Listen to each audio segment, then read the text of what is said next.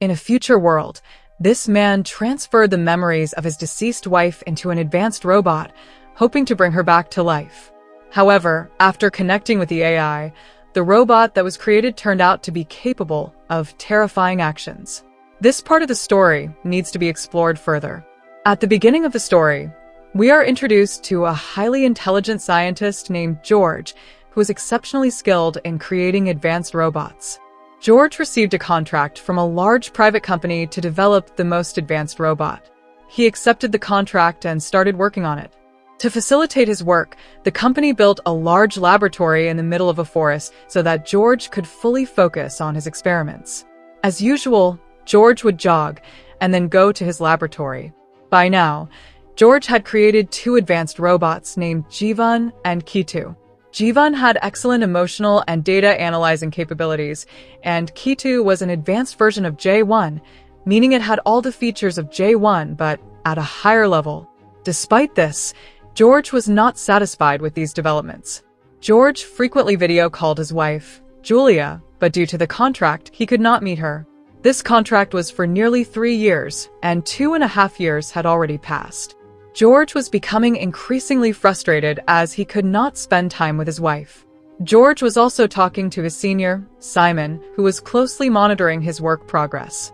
Simon was unhappy with the results because, after 2.5 years, George had only managed to create 1 normal robot, Jivan. The company wanted more advanced robots, revealing that George had not shared anything about J2's development with Simon. This meant that George was also working on a personal project alongside his official work. If Simon and the company discovered this, they might steal his idea. Simon warned George that if he did not complete the project in the next 6 months, she would terminate his contract. After this warning, George went back to his laboratory where he was working on preparing a very powerful robot. But the company had no idea about this. At this moment, George was working on the advanced G3 robot, which was an upper version of the previous 2 advanced robots. Jivan had the mental capacity of a child, with only 10% of its brain capacity utilized. J2, with the brain capacity of a teenager, had only 40% of its brain activated. The latest experiment, G3, had human-like thinking abilities and could utilize 100% of its brain capacity. The internal system of G3 had just been completed, and only the outer parts needed to be assembled. We can gauge the emotional and mental capacities of these robots by observing the differences between G3 and J2. Although Jivan, being like a child, didn't think much, J2, resembling a teenager, was literally burning with jealousy seeing G3. George spent most of his time developing G3, and this didn't sit well with J2, who felt insecure and worried that G3 might replace George. This insecurity constantly troubled J2. George noticed 2 cars arriving in front of his laboratory.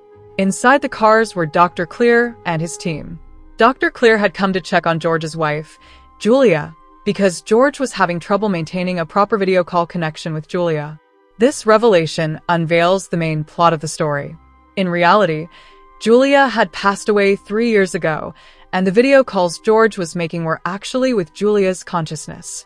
Dr. Clear and his company specialized in extracting the consciousness from deceased individuals' brains and transferring it into a black advanced device, allowing the deceased's family members to communicate with them for years. George had done something similar with his deceased wife. He had transferred Julia's consciousness into a device. However, George was now facing significant problems communicating with Julia, though there was no network issue. When Dr. Clear and his team examined the device, they discovered that someone had tampered with Julia's memories. They suspected George of being involved in the tampering. If George had done that, it would be considered illegal, and he could face several years of imprisonment. However, Dr. Clear did not say anything to George and left with his team. It was then revealed that George had not tampered with Julia's consciousness. Instead, he had copied Julia's consciousness from the device. George used Julia's consciousness to create the 3 advanced robots. George continued to focus on the development of Jivan, Kitu, and G3. After numerous trials, G3 was almost ready. George had activated G3, and it was functioning almost like a human. G3 quickly befriended Jivan because Jivan's mind was like that of a child and he easily bonded with G3. However, Kita kept its distance from G3 as it was envious of G3's presence. George noticed that a helicopter had arrived near his laboratory. The helicopter was carrying a message from a businessman who wanted to meet him. After some hesitation, George went to the meeting point and met the businessman. The businessman warned George that there was a threat and gave him a briefcase. He instructed George to open the briefcase only in case of severe trouble. Returning to his laboratory with the briefcase, George went to sleep. While asleep, George had a dream where he was driving with his wife, Julia. The dream took him back to the time when George received the contract. When George informed Julia about his 3-year separation due to the contract, Julia was unable to accept it. They had an argument about it, and during this time, they had a car accident in which Julia died. Since then, George had decided to create a robot using Julia's consciousness. George's sleep was abruptly interrupted by a loud alarm. When he woke up, he found that all the mirrors in his bedroom were shattered, as if there had been an attack. George could not find G3 in the laboratory, so he began searching everywhere, even checking outside the laboratory. But George found nothing in his search. He then went back to his laboratory, only to be suddenly attacked by J3. J3 had been hiding in the laboratory and had learned some things about George's project that made her extremely angry. J3 understood the real reason and asked about it. In reality, J2 had revealed to J3 that George was trying to insert his wife's complete consciousness into G3's body, and if this experiment failed, George would abandon J3 and start working on G4. J3, now thinking entirely like a human, was very angry at George's behavior.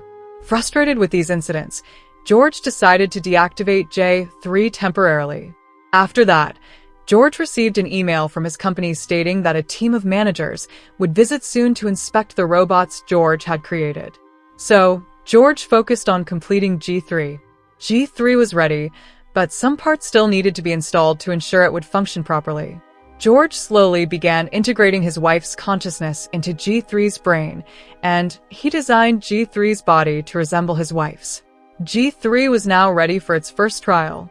It performed much better than George had expected, and G3 started improving rapidly. George had activated Kitu, but Kitu was already quite depressed. Kita grew even more distressed seeing that George spent most of his time with G3. Eventually, Kita couldn't handle this situation and ended its own life by drowning. After Kita's death, George faced significant difficulties. If the company discovered these issues, they would not only remove George from the project but also send him away.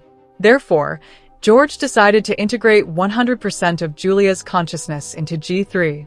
With G3's excellent thinking power, it understood the situation and realized what George intended to do. Just then, George's bus arrived with a video call, and J3 was seen on the screen. But how did this happen? George's wife had died in an accident years ago, so how could their daughter be born? In fact, it was George who died in the accident years ago, not Julia. The most significant thing was that instead of storing Julia's consciousness, it was George's consciousness that was stored in the machine. That's why Julia was always talking to George through the machine. In reality, Julia existed with her daughter and constantly communicated with George's consciousness. To keep a person's consciousness alive, it needs a purpose. That's why the company that made the machine deliberately gave George this mission, making him believe that his wife had died and that he had to create an advanced robot into which he could transfer his wife's consciousness forever. When George succeeded in his mission, his timeline ended. This meant Julia would never be able to talk to George's consciousness again.